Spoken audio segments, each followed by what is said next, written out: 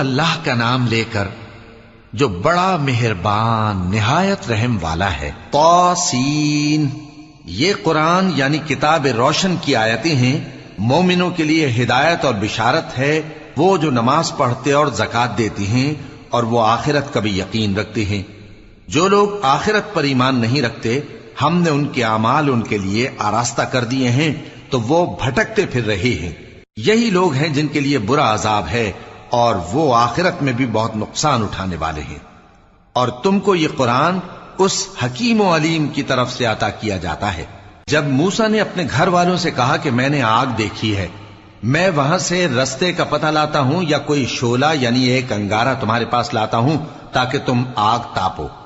جب موسیٰ اس کے پاس آئے تو ندا آئی کہ وہ جو آگ میں تجلی دکھاتا ہے بابرکت ہے، اور وہ جو آگ کے ارد گرد ہے، اور اللہ جو تمام عالم کا پروردگار ہے پاک ہے۔ اے موسیٰ، میں اللہ ہوں، عزت والا، حکمت والا، اور اپنی لاٹھی ڈال دو۔ سو جب اسے دیکھا تو اس طرح حرکت کر رہی تھی گویا سانپ ہے، تو پیٹ پھیر کر بھاگے اور پیچھے مڑ کر نہ دیکھا۔ فرمایا، اے موسیٰ، ڈرو مت، میرے پاس پیغمبر ڈرا نہیں کرتے۔ ہاں، جس نے ظلم کیا پھر برائی کے بعد اسے نیکی سے بدل دیا تو میں بخشنے والا مہربان ہوں۔ اور اپنا ہاتھ اپنے گریبان میں ڈالو، بے عیب سفید و روشن نکلے گا۔ ان 2 معجزوں کے ساتھ جو 9 معجزوں میں داخل ہیں فرعون اور اس کی قوم کے پاس جاؤ کہ وہ بدکردار لوگ ہیں۔ پھر جب ان کے پاس ہماری روشن نشانیاں پہنچیں تو کہنے لگے یہ کھلا جادو ہے، اور بے انصافی اور غرور سے ان کو ماننے سے انکار کیا، جبکہ ان کے دل ان کو مان چکے تھے۔ سو دیکھ لو کہ فساد کرنے والوں کا انجام کیسا ہوا۔ اور ہم نے داؤد اور سلیمان کو علم بخشا، اور انہوں نے کہا کہ اللہ کا شکر ہے جس نے ہمیں اپنے بہت سے مومن بندوں پر فضیلت دی۔ اور سلیمان داؤد کے قائم مقام ہوئے اور کہنے لگے کہ لوگوں، ہمیں اللہ کی طرف سے پرندوں کی بولی سکھائی گئی ہے اور ہر چیز عنایت فرمائی گئی ہے، بے شک یہ اس کا خاص فضل ہے۔ اور سلیمان کے لیے جنوں اور انسانوں اور پرندوں کے لشکر جمع کیے گئے اور پھر ان کی جماعتیں بنائی گئیں، یہاں تک کہ جب چیونٹیوں کے میدان میں پہنچے تو ایک چیونٹی نے کہا کہ چیونٹیوں، اپنے اپنے بلوں میں داخل ہو جاؤ، ایسا نہ ہو کہ سلیمان اور اس کے لشکر تم کو کچل ڈالیں اور ان کو خبر بھی نہ ہو۔ تو وہ اس کی بات سے ہنس پڑے اور کہنے لگے کہ اے پروردگار، مجھے توفیق عنایت کر کہ جو احسان تو نے مجھ پر اور میرے ماں باپ پر کیے ہیں ان کا شکر کروں، اور ایسے نیک کام کروں کہ تو ان سے خوش ہو جائے، اور مجھے اپنی رحمت سے اپنے نیک بندوں میں داخل فرما۔ اور جب انہوں نے پرندوں کا جائزہ لیا تو کہنے لگے کیا سبب ہے مجھے ہدہد نظر نہیں آتا؟ کیا کہیں غائب ہو گیا ہے؟ میں اسے سخت سزا دوں گا یا ذبح کر ڈالوں گا یا میرے سامنے اپنی بے قصوری کی واضح دلیل پیش کرے۔ ابھی تھوڑی دیر ہوئی تھی کہ ہدہد آ موجود ہوا اور کہنے لگا کہ مجھے ایک ایسی چیز معلوم ہوئی ہے جس کی آپ کو خبر نہیں، اور میں آپ کے پاس ملک سبا سے ایک یقینی خبر لے کر آیا ہوں۔ میں نے ایک عورت دیکھی کہ ان لوگوں پر حکومت کرتی ہے اور ہر چیز اسے میسر ہے، اور اس کا ایک شاندار تخت ہے۔ میں نے دیکھا کہ وہ اور اس کی قوم اللہ کو چھوڑ کر آفتاب کو سجدہ کرتے ہیں، اور شیطان نے ان کے اعمال انہیں آراستہ کر دکھائے ہیں اور ان کو رستے سے روک رکھا ہے، پس وہ رستے پر نہیں آتے، اور نہیں سمجھتے ہیں کہ اللہ کو جو آسمانوں اور زمین میں چھپی چیزوں کو ظاہر کر دیتا اور تمہارے پوشیدہ اور ظاہر اعمال کو جانتا ہے، کیوں سجدہ نہ کریں؟ اللہ کے سوا کوئی عبادت کے لائق نہیں، وہی عرش عظیم کا مالک ہے۔ سلیمان نے کہا اچھا، ہم دیکھیں گے تو نے سچ کہا ہے یا تو جھوٹا ہے۔ یہ میرا خط لے جا اور اسے ان کی طرف ڈال دے، پھر ان کے پاس سے ہٹ جانا اور دیکھنا کہ وہ کیا جواب دیتی ہیں۔ ملکہ نے کہا کہ دربار والو، مجھ تک ایک نامہ گرامی پہنچایا گیا ہے، وہ سلیمان کی طرف سے ہے، اور مضمون یہ ہے کہ شروع اللہ کا نام لے کر جو بڑا مہربان نہایت رحم والا ہے، بعد اس کے یہ کہ مجھ سے سرکشی نہ کرو اور مطیع و فرما بردار ہو کر میرے پاس چلے آؤ۔ خط سنا کر کہنے لگی کہ اے اہل دربار، میرے اس معاملے میں مجھے مشورہ دو، جب تک کہ تم حاضر نہ ہو اور صلاح نہ دو میں کسی کام کا فیصلہ نہیں کیا کرتی۔ وہ بولے کہ ہم بڑے زوراور اور سخت جنگجو ہیں، اور حکم آپ کے اختیار میں ہے، تو جو حکم دیجیے گا اس کے انجام پر نظر کر لیجئے گا۔ اس نے کہا کہ بادشاہ جب کسی شہر میں داخل ہوتے ہیں تو اس کو تباہ کر دیتے ہیں اور وہاں کے عزت والوں کو ذلیل کر دیا کرتے ہیں، اور اسی طرح یہ بھی کریں گے، اور میں ان کی طرف کچھ تحفہ بھیجتی ہوں اور دیکھتی ہوں کہ قاصد کیا جواب لاتے ہیں۔ پس جب قاصد سلیمان کے پاس پہنچا تو سلیمان نے کہا، کیا تم مجھے مال سے مدد دینا چاہتے ہو؟ سو جو کچھ اللہ نے مجھے عطا فرمایا ہے وہ اس سے کہیں بہتر ہے جو تمہیں دیا ہے۔ حقیقت یہ ہے کہ اپنے تحفے سے تم ہی خوش ہوتے ہوگے۔ ان کے پاس واپس جاؤ، اب ہم ان پر ایسے لشکر لے کر حملہ کریں گے جن کے مقابلے کی ان میں طاقت نہ ہوگی، اور ان کو وہاں سے بے عزت کر کے نکال دیں گے اور وہ ذلیل ہوں گے۔ سلیمان نے کہا کہ اے دربار والو، کوئی تم میں ایسا ہے کہ قبل اس کے کہ وہ لوگ فرما بردار ہو کر ہمارے پاس آئیں ملکہ کا تخت میرے پاس لے آئے؟ جنات میں سے ایک قوی ہیکل جن نے کہا کہ قبل اس کے کہ آپ اپنی جگہ سے اٹھیں میں اس کو آپ کے پاس لا حاضر کرتا ہوں، اور مجھے اس پر قدرت بھی حاصل ہے اور امانت دار بھی ہوں۔ ایک شخص جس کو کتاب الہی کا علم تھا کہنے لگا کہ میں آپ کی آنکھ کے جھپکنے سے پہلے پہلے اسے آپ کے پاس حاضر کیے دیتا ہوں۔ جب سلیمان نے تخت کو اپنے پاس رکھا ہوا دیکھا تو کہا کہ یہ میرے پروردگار کا فضل ہے تاکہ مجھے آزمائے کہ میں شکر کرتا ہوں یا کفران نعمت کرتا ہوں، اور جو شکر کرتا ہے تو اپنے ہی فائدے کے لیے شکر کرتا ہے، اور جو ناشکری کرتا ہے تو میرا پروردگار بے نیاز ہے، کرم کرنے والا ہے۔ سلیمان نے کہا کہ ملکہ کے امتحان عقل کے لیے اس کے تخت کی صورت بدل دو، دیکھیں کہ وہ سوج رکھتی ہے یا ان لوگوں میں سے ہے جو سوج نہیں رکھتے۔ پھر جب وہ آ پہنچی تو پوچھا گیا کہ کیا آپ کا تخت بھی اسی طرح کا ہے؟ اس نے کہا کہ یہ تو گویا ہو بہو وہی ہے، اور ہم کو اس سے پہلے ہی سلیمان کی عظمت و شان کا علم ہو گیا تھا، اور ہم فرما بردار ہیں۔ اور وہ جو اللہ کے سوا دوسروں کی پرستش کرتی تھی، سلیمان نے اس کو اس سے منع کیا کہ وہ کافروں میں سے تھی۔ اس کے بعد اس سے کہا گیا کہ محل میں چلیے۔ جب اس نے اس کے فرش کو دیکھا تو اسے پانی کا حوض سمجھا اور کپڑا اٹھا کر اپنی پنڈلیاں کھول دی۔ سلیمان نے کہا، یہ ایسا محل ہے جس کے نیچے بھی شیشے جڑے ہوئے ہیں۔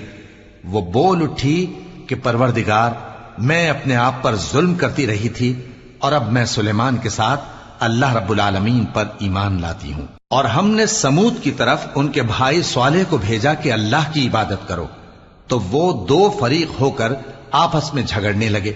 صالح نے کہا کہ اے قوم، تم بھلائی سے پہلے برائی کے لیے کیوں جلدی کرتے ہو، اور اللہ سے بخشش کیوں نہیں مانگتے تاکہ تم پر رحم کیا جائے؟ وہ کہنے لگے کہ تم اور تمہارے ساتھی ہمارے لیے برا شگون ہیں۔ صالح نے کہا کہ تمہاری بدشگونی اللہ کے پاس ہے، بلکہ تم ایسے لوگ ہو جن کی آزمائش کی جاتی ہے۔ اور شہر میں 9 شخص تھے جو ملک میں فساد کیا کرتے تھے اور اصلاح سے کام نہیں لیتے تھے۔ کہنے لگے کہ اللہ کی قسم کھاؤ کہ ہم رات کو اس پر اور اس کے گھر والوں پر شبخون ماریں گے، پھر اس کے وارثوں سے کہہ دیں گے کہ ہم تو اس کے گھر والوں کے موقع ہلاکت پر تھے ہی نہیں، اور ہم سچ کہتے ہیں۔ اور وہ ایک چال چلے، اور ہم نے بھی ایک تدبیر کی، اور ان کو کچھ خبر نہ ہوئی۔ تو دیکھ لو کہ ان کی چال کا انجام کیسا ہوا۔ ہم نے ان کو اور ان کی قوم سب کو ہلاک کر ڈالا۔ اب ان کے یہ گھر ان کے ظلم کے سبب تلپٹ پڑے ہیں۔ جو لوگ علم رکھتے ہیں ان کے لیے اس میں نشانی ہے، اور جو لوگ ایمان لائے اور ڈرتے تھے ان کو ہم نے نجات دی۔ اور لوط کو یاد کرو جب انہوں نے اپنی قوم سے کہا کہ تم بے حیائی کے کام کیوں کرتے ہو جبکہ تم دیکھتے ہو؟ کیا تم عورتوں کو چھوڑ کر لذت حاصل کرنے کے لیے مردوں کی طرف مائل ہوتے ہو؟ حقیقت یہ ہے کہ تم احمق لوگ ہو۔ تو ان کی قوم کے لوگ بولے تو یہ بولے، اور اس کے سوا ان کا کچھ جواب نہ تھا کہ لوط کے گھر والوں کو اپنے شہر سے نکال دو، یہ لوگ پاک بننا چاہتے ہیں۔ تو ہم نے ان کو اور ان کے گھر والوں کو نجات دی، مگر ان کی بیوی کہ اس کی نسبت ہم نے مقرر کر رکھا تھا کہ وہ پیچھے رہنے والوں میں ہوگی۔ اور ہم نے ان پر مے برسایا، سو جو مے ان لوگوں پر برسا جن کو متنبع کر دیا گیا تھا برا تھا۔ کہہ دو کہ سب تعریف اللہ ہی کے لیے ہے، اور اس کے ان بندوں پر سلام ہے جس کو اس نے منتخب فرمایا۔ بھلا اللہ بہتر ہے یا وہ جن کو یہ اس کا شریک بناتے ہیں؟ بھلا کس نے آسمانوں اور زمین کو پیدا کیا، اور کس نے تمہارے لیے آسمان سے پانی برسایا؟ پھر ہم نے اس سے سرسبز باغ اگائے، تمہارا کام تو نہ تھا کہ تم ان کے درختوں کو اگاتے، تو کیا اللہ کے ساتھ کوئی اور بھی معبود ہے؟ ہرگز نہیں، بلکہ یہ لوگ رستے سے الگ ہو رہے ہیں۔ بھلا کس نے زمین کو قرارگاہ بنایا اور اس کے بیچ نہریں بنائیں اور اس کے لیے پہاڑ بنائے، اور کس نے دو دریاؤں کے بیچ اوٹ بنائی؟ یہ سب کچھ اللہ نے بنایا، تو کیا اللہ کے ساتھ کوئی اور معبود بھی ہے؟ ہرگز نہیں، بلکہ ان میں اکثر علم نہیں رکھتے۔ بھلا کون بے قرار کی التجا قبول کرتا ہے جب وہ اس سے دعا کرتا ہے، اور کون اس کی تکلیف کو دور کرتا ہے، اور کون تم کو زمین میں اگلوں کا جانشین بناتا ہے؟ یہ سب کچھ اللہ کرتا ہے، تو کیا اللہ کے ساتھ کوئی اور معبود بھی ہے؟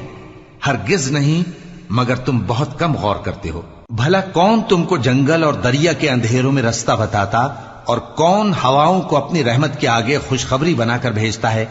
یہ سب کچھ اللہ کرتا ہے، تو کیا اللہ کے ساتھ کوئی اور معبود بھی ہے؟ ہرگز نہیں۔ یہ لوگ جو شرک کرتے ہیں، اللہ کی شان اس سے بلند ہے۔ بھلا کون خلقت کو پہلی بار پیدا کرتا پھر اس کو دوبارہ پیدا کرے گا؟ اور کون تم کو آسمان اور زمین سے رزق دیتا ہے؟ یہ سب کچھ اللہ کرتا ہے، تو کیا اللہ کے ساتھ کوئی اور معبود بھی ہے؟ ہرگز نہیں۔